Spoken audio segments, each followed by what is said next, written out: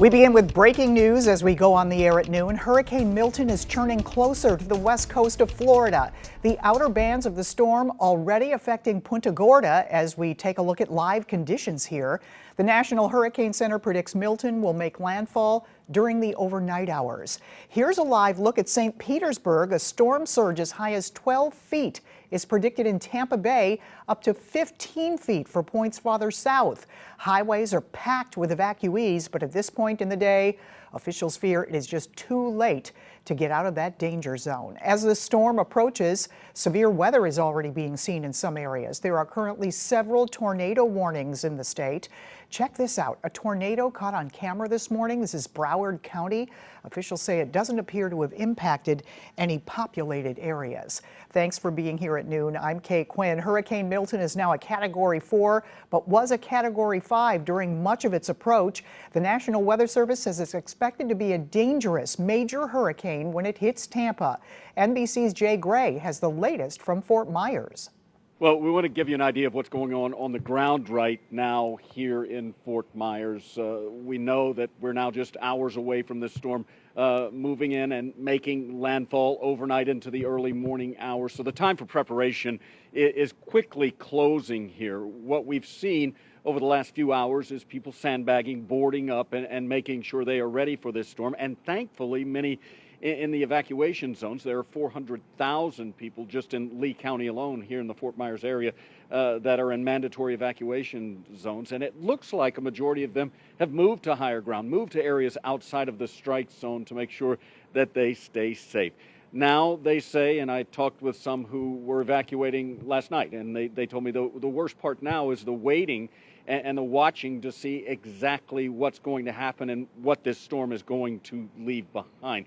Preparations on the state side of this, they are continuing for as long as they can. And here's what the governor, Ron DeSantis, had to say about the effort they've put into preparing for Milton. The National Guard is deploying 6,000 Florida National Guardsmen as well as 3,000 National Guardsmen from other states. And so we thank for the support on that. We have 500 tactical vehicles, including 180 high water vehicles, aerial, water, and ground National Guard search and rescue teams. This is the largest Florida National Guard search and rescue mobilization in the entire history of the state of Florida.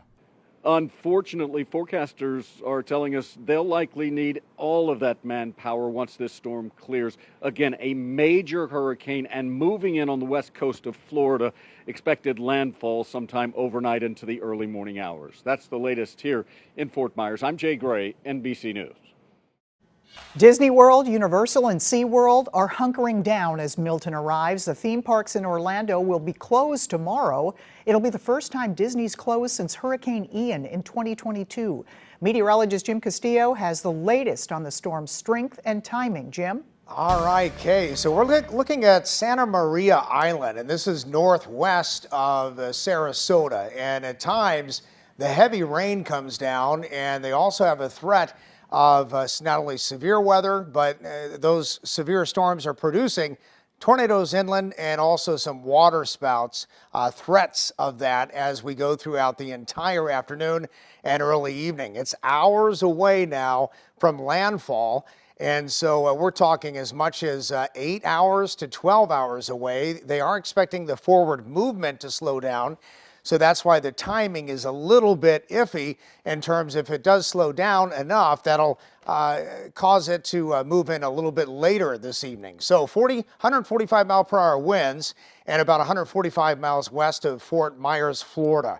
Moving northeast now at 17. Again, it's expected to slow down a little bit. The eye is not as defined as it was, but this is a major and powerful hurricane, and the wind field is expanding on this. Actually, yellow polygons would be severe storms, and you get the red polygons. Those are tornado warnings, and then the pink ones are either observed or radar confirmed tornadoes that we've had anywhere near Fort Myers and also inland portions of Florida. So a tornado watch is in effect there until 9 o'clock from Tampa all the way down to Miami, including the Naples area.